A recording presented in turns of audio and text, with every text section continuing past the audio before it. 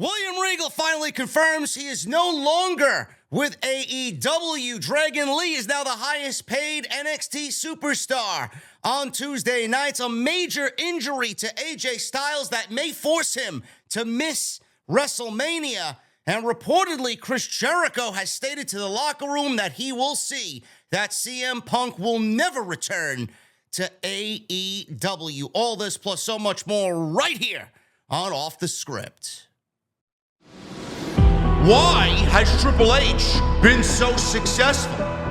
Why is Triple H running WWE better than Vince McMahon and Bruce Pritchard on Monday and Friday night? Long-term booking.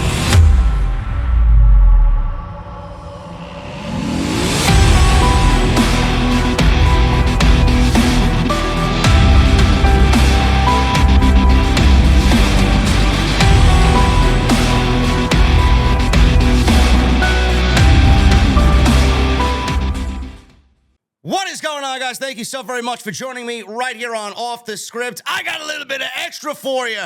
It is January 1st, 2023. I am your host, JD from New York, as always, coming to you from the OTS venue. Thank you guys so very much for joining me on your Sunday afternoons, wherever you may be. Hopefully, you guys celebrated in fashion last night. Happy, healthy, safe, and Happy New Year to everybody. Thank you for what was the greatest year in the podcast so far on YouTube, and let's make 2023 even better. We got a lot to get into today, guys, so I'm going to go over all the news for you to start the new year.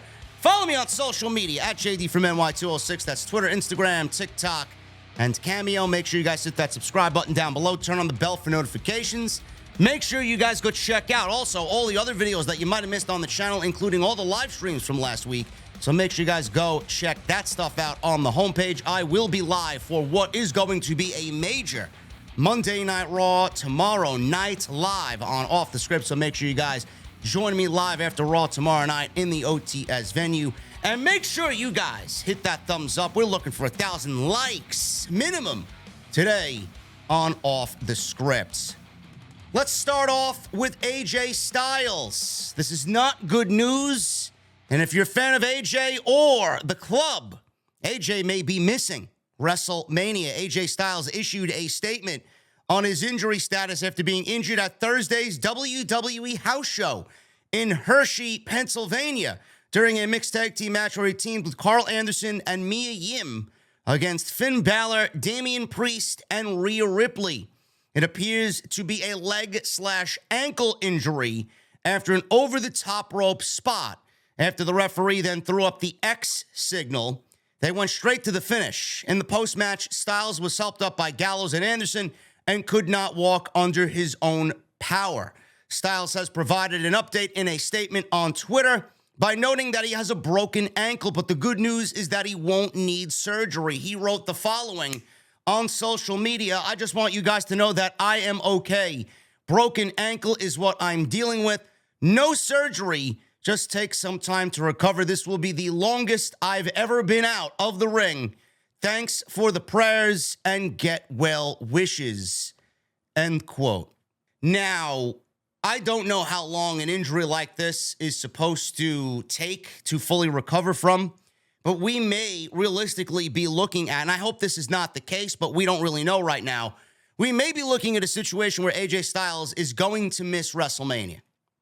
I don't know what type of plans AJ and the club would have had at WrestleMania, so whatever the case may be, it looks like the plans for the OC, the plans for the club may have to be completely rewritten for WrestleMania, and that sucks, especially with the time of the year that we're in. We're going towards the Royal Rumble. I've always made a huge stink about loading the Royal Rumble up with as many top-tier guys, with as many believable guys as possible to win that match. AJ is a believable guy. Anytime you put him in the ring to win a match like that, it's going to suck to not have him in the Royal Rumble.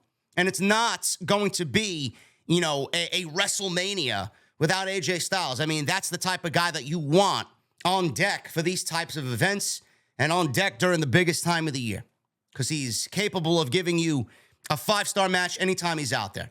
So I am disappointed in this news. I hope him to be, one of those guys that comes back from this quicker than ever. I don't know how long it's going to be, but a speedy recovery. Thoughts and well wishes to AJ Styles. That is definitely unfortunate news as we now are entering the most important time of the WWE year without AJ Styles.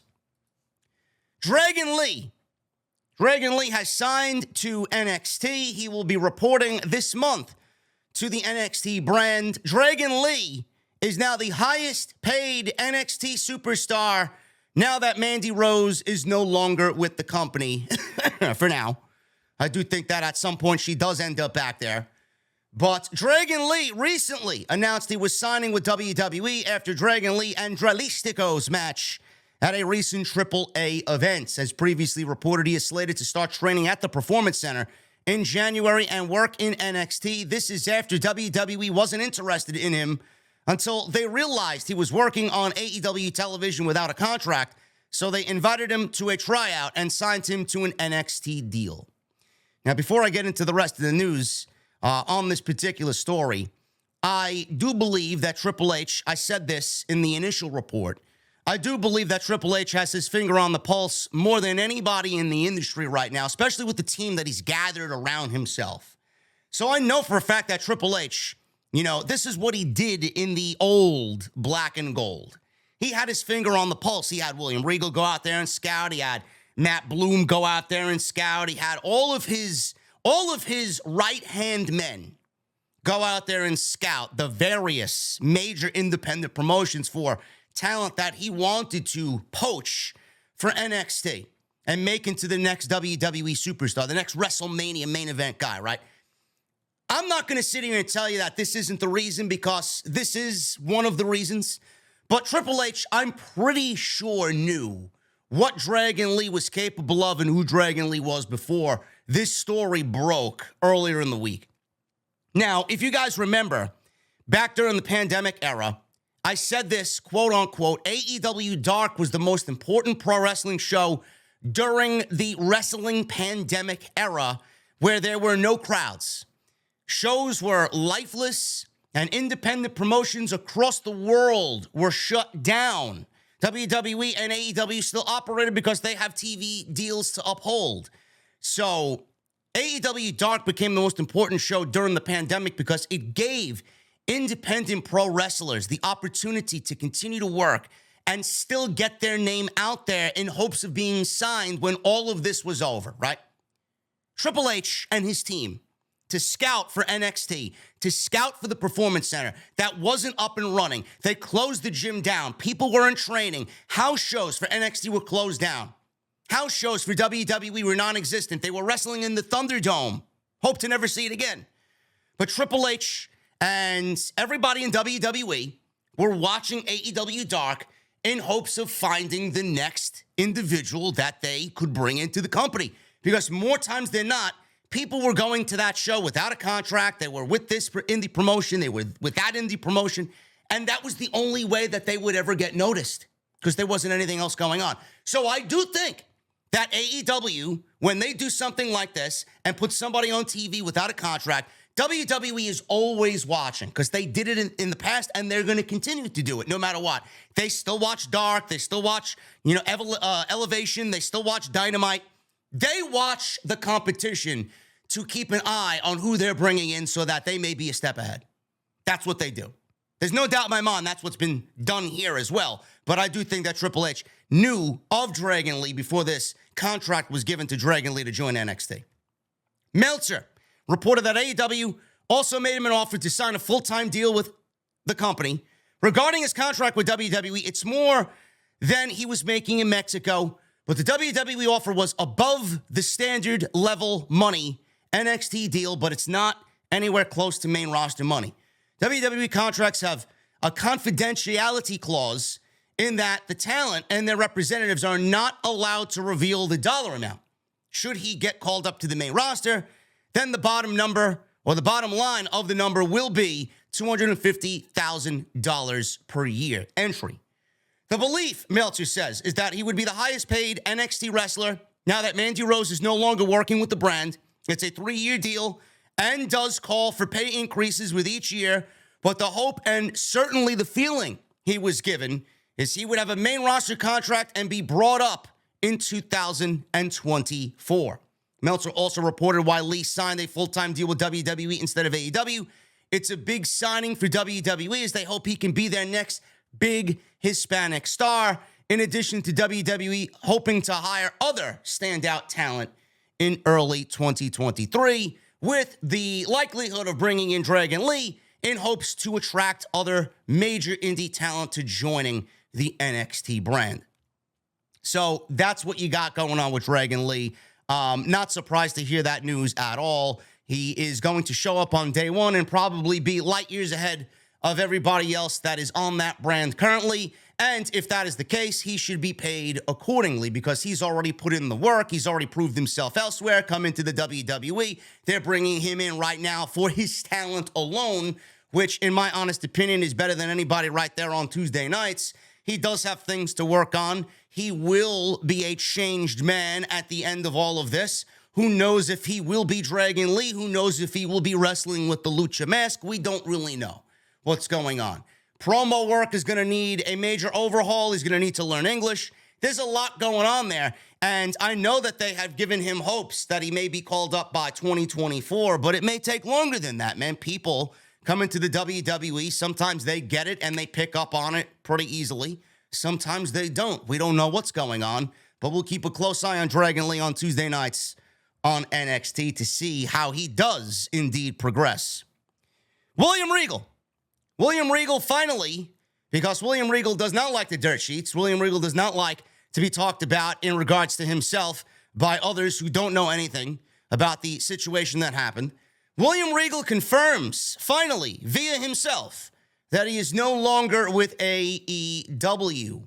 Now, he is returning to WWE. He will be the right-hand man of Paul Levesque. He's taking a vice president role, according to reports about William Regal going back to WWE. He will be starting in January, according to these reports.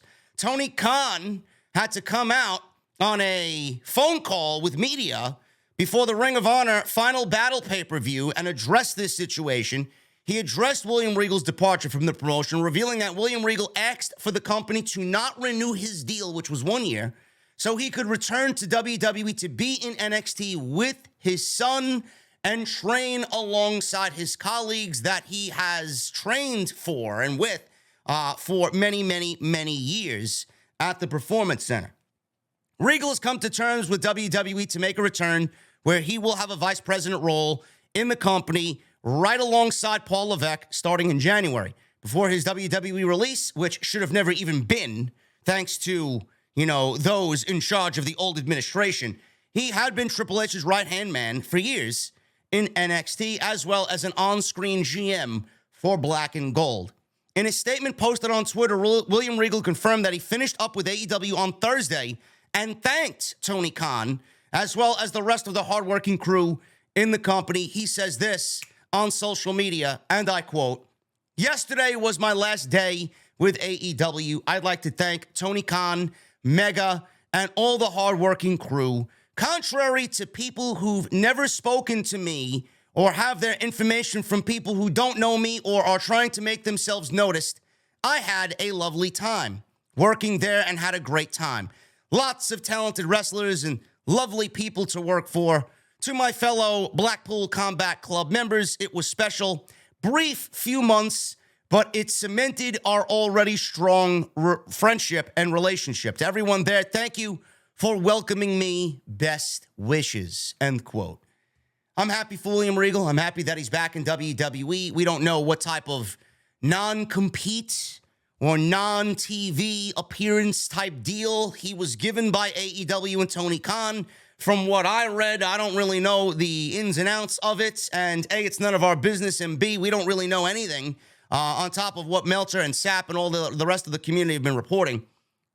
Reportedly that he is going back and he's not allowed to be on TV for at least a year. We don't know that. We don't know that for sure. But I could see that being something that Tony Khan put in there and allowed him to go back and work with his son and be, on the team with Triple H and do what he did previously before he got fired from WWE. Will I miss William Regal in AEW? Yes. I thought anytime he was on TV, he just upped the legitimacy of the product. And I loved him with the Blackpool Combat Club. I loved the introduction of William Regal to Jon Moxley and Bryan Danielson, bringing in Wheeler Yuta, bringing in Claudio, having the back and forth between William Regal and MJF as MJF won the World Championship. Yes, they had to change plans in the middle of all this because he wanted to go back. His contract was running out. He told AEW that he did not want them to renew. They had to change plans. They made the best of it by him giving MJF the opportunity to win the World Championship after their tremendous promos back and forth. And then they tried to make sense of it after all of that happened, and MJF had won the World Championship. And I said it, they tried too hard to make everything make sense with him leaving. And I think that AEW probably should have just left the beatdown of William Regal where MJF beat the shit out of him. He got gurneyed out of the arena. I honestly think that should have been the lasting image for William Regal in AEW instead of coming out the following week in a pre-taped segment that happened before everything to try and explain why he left. So I do think that lasting image of him being gurneyed out should have been the last thing, and they tried too hard. They tried to overcompensate, but whatever the case may be, I enjoyed William Regal's time in AEW, even though it was short. I will be very excited to know that he is going to be working with Triple H in scouting, in training, in creative. So William Regal going back to WWE, working alongside Triple H, is instantly going to up the product, and another great mind working alongside Triple H to better those shows is never a bad thing. There are lots of rumors going around that WWE may be creating a new WWE Championship belt. This is interesting because of the rumors now that Cody Rhodes is slotted in as the man to wrestle Roman Reigns at WrestleMania, because there are more and more rumors now that Dwayne Johnson will not be doing WrestleMania. They're still hoping for it, but they do have a backup plan, and that backup plan is Cody Rhodes. And if it's not, it's a huge mistake. As exclusively reported by WrestlingNews.co, WWE wants to have a top title for each brand heading into the summer. So we don't know what WWE's plan is. It's going to be very interesting next few weeks. Is WWE going to split the championships from Roman Reigns? Is the WWE title going back to Monday Night Raw? Will they have Roman Reigns put the WWE Championship on the line in the Royal Rumble, being that he doesn't really defend the championship, and the championship has not been on Monday Night Raw? So it's going to be very interesting to see. Now, for everybody thinking, well, Roman Reigns, why would he defend the WWE title in the Royal Rumble and then risk losing? It's not really a pinfall. I think, honestly, at the end of the day, the pinfall is what WWE is trying to avoid with Roman Reigns. Being eliminated by somebody in the Royal Rumble doesn't mean Roman Reigns is going to look any weaker for it to have it happen that way. He's not pinned, and that's what WWE is going for. But I don't know. This is just an idea. It's been discussed. Many of the plethora of ideas that WWE has out there to possibly split the titles before we get into WrestleMania. But I don't think that's the right way to go about it. If The Rock is not doing WrestleMania, there's no reason to split the championships and just have Cody win the championship at WrestleMania on Sunday night, night 2, in the main event, have him win both championships, and have the championships split via the draft so you don't have to take one from Roman or have Roman give one up. If The Rock is not doing WrestleMania, it is very easy for WWE to just wait and split the championships via the draft. Now, this is exclusively coming from WrestlingNews.co and Dave Meltzer. Dave Meltzer reported that there remains a lot of talk of creating a second title for Raw or SmackDown if they switch brands with Roman Reigns or if someone beats Reigns in 2023. Reigns is likely going into WrestleMania as both the Universal and WWE champion.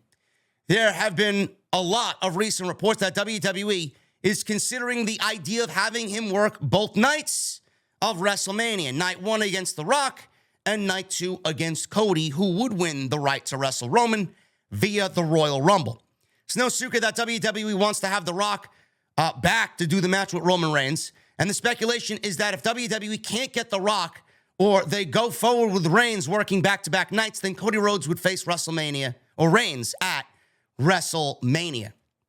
So The talk of WWE creating a new WWE Championship belt is very interesting because Cody Rhodes is the name circulating around winning the Royal Rumble.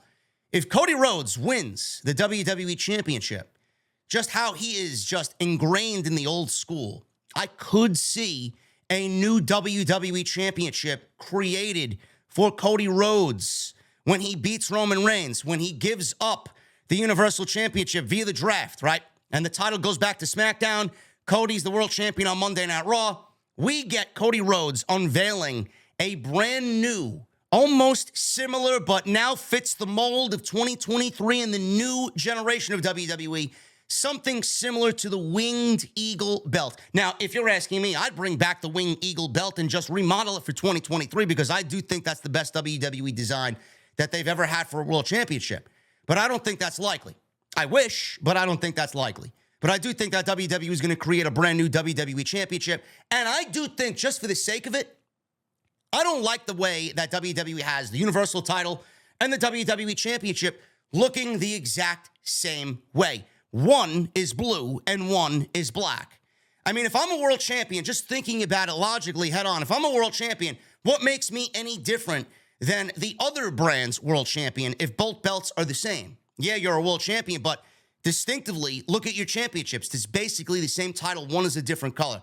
I would love if the WWE Universal Championship remains whatever brand it goes to because they could split via the draft, right? One could go back to the other brand. If the Universal title gets drafted to Monday Night Raw, it could be a red championship, right? Keep that same design for the Universal Championship, the WWE Universe. That is the logo, right?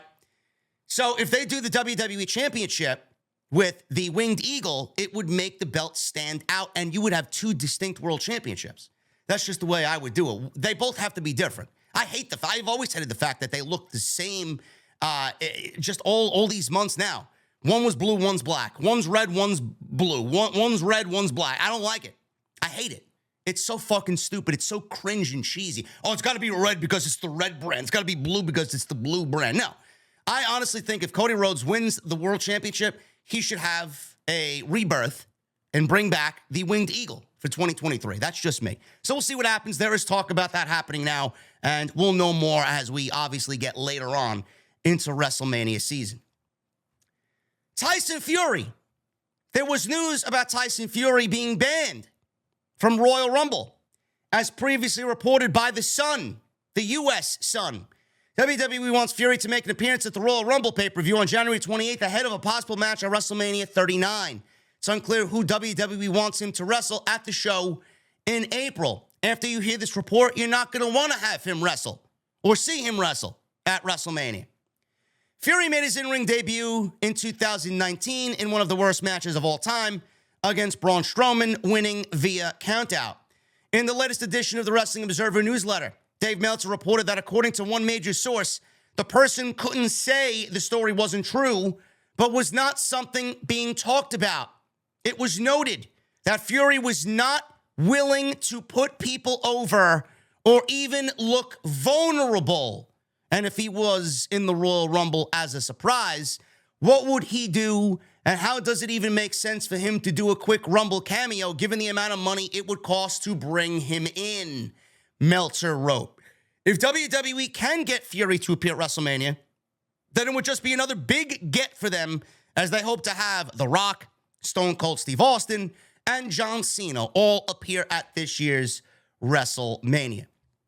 So Tyson Fury, the original report was that he had connections to the Irish mob, and that was leaving his entry into the United States, up for debate. And the wording that was used was that he was banned from competing in the United States or being banned from entering the United States and working with the WWE. Now, the report came out that he's not wanting to put anybody over. He doesn't want to look vulnerable and look weak. So why are we wasting our money on somebody that does not want to do business to help others get over? Tyson Fury is in the boxing world. He is in the world of professional boxing. He is not a WWE superstar. He is not, a pro wrestler. He has no business even asking for such a thing in the world of professional wrestling. You are being used as a guest. You are being used, and your star power is being used to elevate the show and elevate those around you. I'm sorry that you feel like you can't lose or look vulnerable, but that's not really doing business for the roster who's there full time, and that's not doing good business for WWE. And if I'm looking at this, I don't give a fuck who Tyson Fury is. I'm not paying him to come in and demand what the fuck he wants when I'm paying money to use you. If I'm paying you the amount of money you want, you better bet your fucking ass that you're going to do what I tell you to do. I don't really get that. So Tyson Fury wanting to be in the Royal Rumble, I mean, what difference does it make? He's not a pro wrestler. His shoulders aren't being pinned on the mat, and a elimination over the top rope to make a special appearance and make some big money. What's the big fucking deal? You're going to be putting over and helping somebody else who eliminated Tyson Fury for the first time ever in the Royal Rumble. And what difference does it make to you? How does that make you look weak? It's a 30-man Royal Rumble. Anything could happen. You can get in there, eliminate a couple of guys, right? Some lower entry guys, and then you can have 4, 5, 6, 7 guys eliminate you at the same time. It's a Royal Rumble. It's a match filled with 30 bodies. How does it make you look vulnerable if you're being eliminated by 7 other fucking guys at the same time? I don't think Tyson Fury really is here to do business, and if that's me, I'm not doing business with Tyson Fury. I think that's a waste of time and a waste of money. And finally, guys, Chris Jericho. Chris Jericho was in the news. CM Punk was in the news as of late, leaving breadcrumbs of possible hints that he may be joining AEW once again. On Instagram, via a quote that Dax Harwood put out there on his new FTR podcast, that he wishes the Young Bucks and the Elite and CM Punk would reconcile and make money and do business because it could be one of the biggest things in all of pro wrestling. He said, and I quote, duh, as if, yes, I know that, or yes, it's going to happen. Yes, we understand that. Nobody knows if Punk is coming back. He is still recuperating from injury, shoulder injury. And Chris Jericho reportedly was in the news, amongst other top stars in the locker room, stating, and I have to say this again, reportedly. Nobody knows if this was said or not, and I'll get to why I don't think this is legit at all. Chris Jericho and other top stars in the locker room say that they would make sure CM Punk does not return to AEW. Now, Punk has been absent since All Out. The Elite are on television, heading towards that big LA show on January 11th in that best-of-7 series against Death Triangle for the Trios Championships. Punk would have likely have been absent from in-ring regardless of what happened at All Out. If he did not get injured, he probably would have been suspended still. Nobody knows what would have happened if Punk wasn't injured. That's a big question mark. I asked this on the podcast. Now, what if Punk wasn't injured?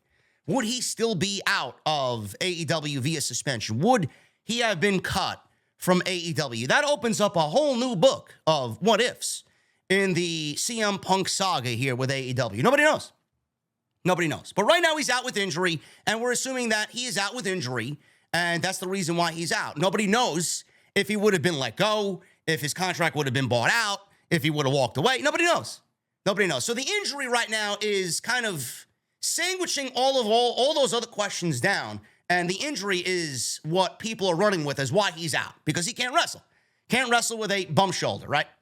Punk, regardless of what had happened, made headlines when he responded to an Instagram post quoting Dax Harwood pleading for Punk and the Elite to work together for 2023, to put all this aside and make good money and make stories out of this. He wrote, duh. This led to speculation that Punk might be open to returning to AEW in 2023 when he is fully cleared to wrestle. He reportedly talked with AEW about having them buy out his contract and the remaining time on his contract, with the only hang-up being the non-compete period of the buyout clause. For now, he remains under AEW contract.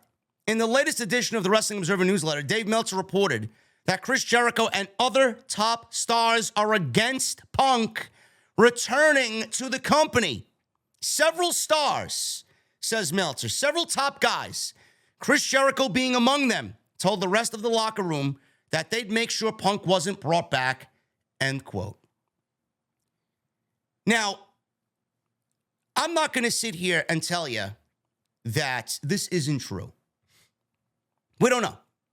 We don't know. We don't know anything, man. We're fans with a perspective of outside looking in. We don't know. Everybody wants to make videos on it. Everybody wants to talk about it. Everybody wants to think that they know what they're talking about. I get it, man. It's the land of YouTube content creation, right?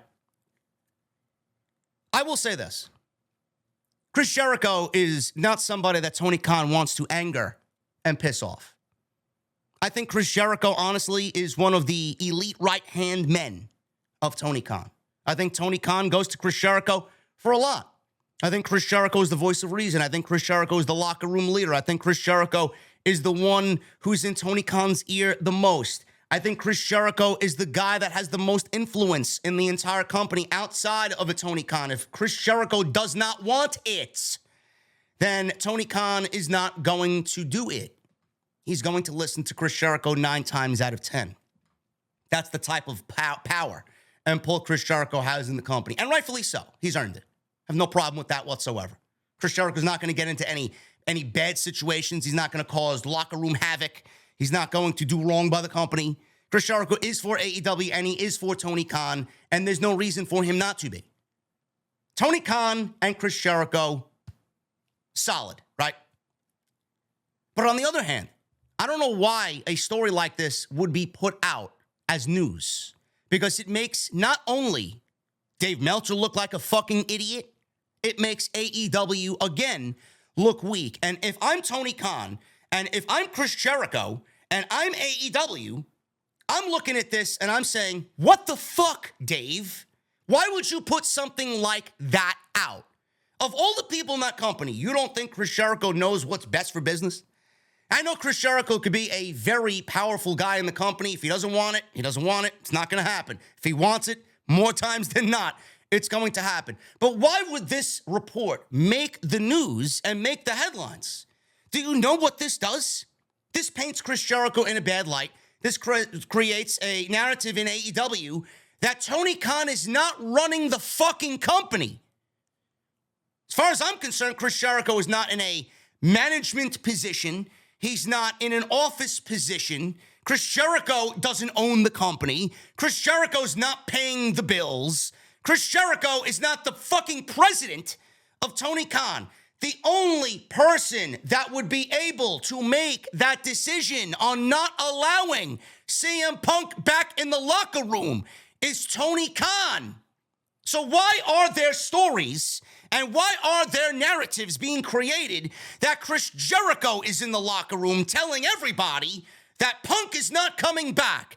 That presents the narrative and creates the narrative that Jericho is running the company and not Tony Khan. And what was the one criticism from the fan base of AEW coming out of All Out? That Tony Khan was a weak leader. That Tony Khan allowed CM Punk to walk all over him, and Tony Khan was not being the boss that he needed to because he was being taken advantage of, not only by CM Punk, by a lot of people before all of this happened.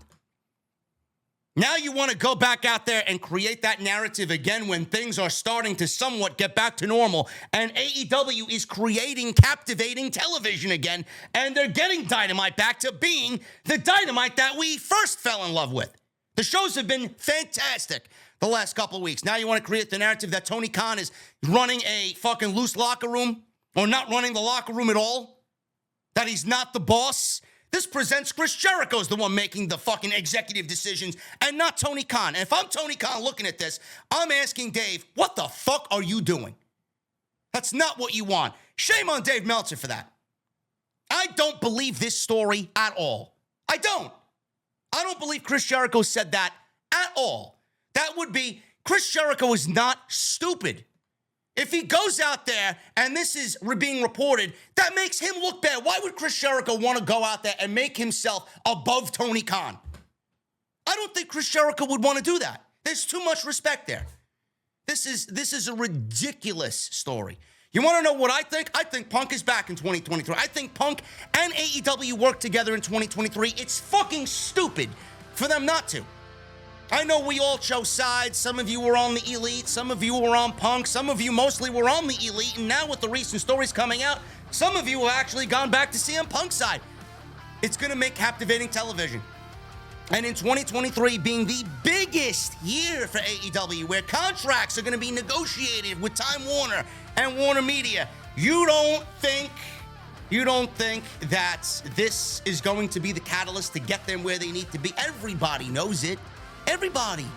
I don't think Punk walks. I don't think they let Punk go. I think Punk is back in AEW. Water under the bridge. You might not have to like each other, but for the fact of the matter, with this being the biggest business that AEW will do in their entire lifespan up until this point, it is stupid for them not to work together, even though they may not like each other. The money and the ratings that are to be had coming out of this, it is astronomically dumb for nobody to want to be a part of this. I think Punk is back in 2023. Guys, thank you so very much for this extra today on your New Year's Day. I will be back tomorrow night live for Monday Night Raw. Make sure you guys hit that notification, subscribe down below. Make sure you guys are in the know of when I go live. Hit that thumbs up, 1,000 likes minimum today on OTS, and follow me on social media at JD from NY206. That's Twitter, Instagram, TikTok, and Cameo. Thank you guys so very much. Have a great Sunday afternoon, Sunday night, and I will see you guys right back here live on Monday for Monday Night Raw right here from the OTS venue. See you guys later.